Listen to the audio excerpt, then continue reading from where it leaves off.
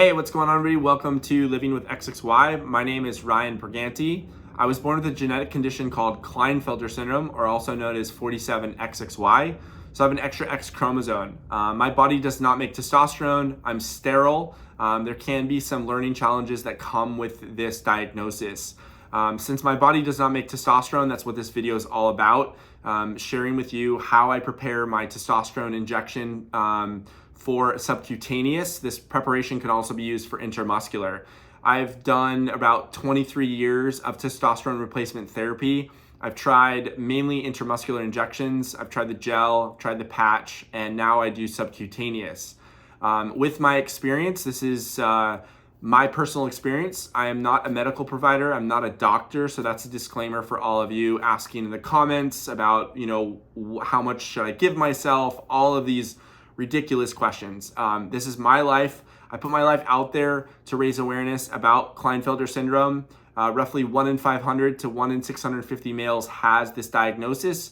Only 25% find out that they have it. 75% will die never knowing. We are hiding in plain sight. The only really big thing about this diagnosis is that a lot of us have small testicles, basically testicular failure. So let's get to it. So I use a 21 gauge 3 ml 1 inch needle. The reason why I decided to switch it up from the 18 gauge to the 21 gauge is because I use a 10 ml bottle. The 10 ml bottle allows me to travel. Since I travel for work now for the nonprofit raising awareness to all the places all over the world, I can take this thing in my carry-on, whether I'm flying or it comes with me in the car wherever I go. And I don't have to worry about a month into traveling, getting another prescription, having my prescription be transferred to another state and dealing with that whole debacle.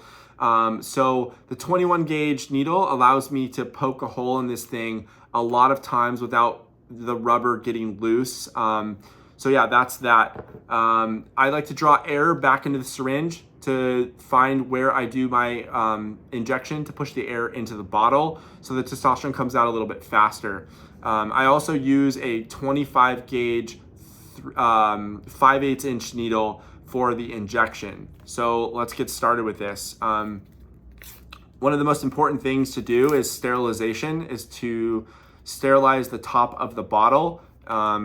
You never know where it's been. You never know what kind of bacteria could be on it. So I just give that a rub for about 10, 15 seconds. Just make sure it's really clean.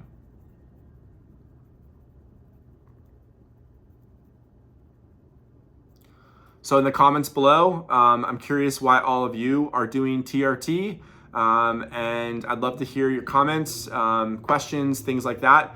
Though I can't give professional or medical advice on this. Take the needle off. Turn the bottle over. I like to hold the bottle like this. I put the needle up against my palm of my hand for stabilization. And I just poke, push the air in, and slowly just pull the testosterone out. With a 21 gauge needle, I don't find any resistance to pulling the testosterone into the needle, so it comes out really quickly. I've done this a lot, so I can pretty much do that quickly with no air bubbles. Pull the testosterone out of the top of the needle because you want to get that extra out of the top of the needle. And then you got to just be really careful with putting the needle back on. Twist it off. Open up my 25 gauge needle. Twist that on. Make sure it's nice and tight. What I'll do is I'll take the needle off and I'll push up. So if there are any air bubbles, the good old flick method of just flicking the syringe, and that's that.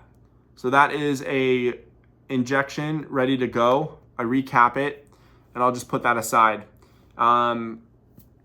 It's something super important to have all of your supplies in either a box in your house or when you're in the car, just having all of your supplies, alcohol swabs, your different needles that you're gonna inject with, to give yourself the easiest method to get that needle drawn up and then do your injection. I found that if you hesitate or if you have needle phobia, if you're scared to do this, If you don't have all your supplies in the right place, you'll forget about it, you won't want to do your injection, and you'll come back to it later, and it's just best to get it out of the way.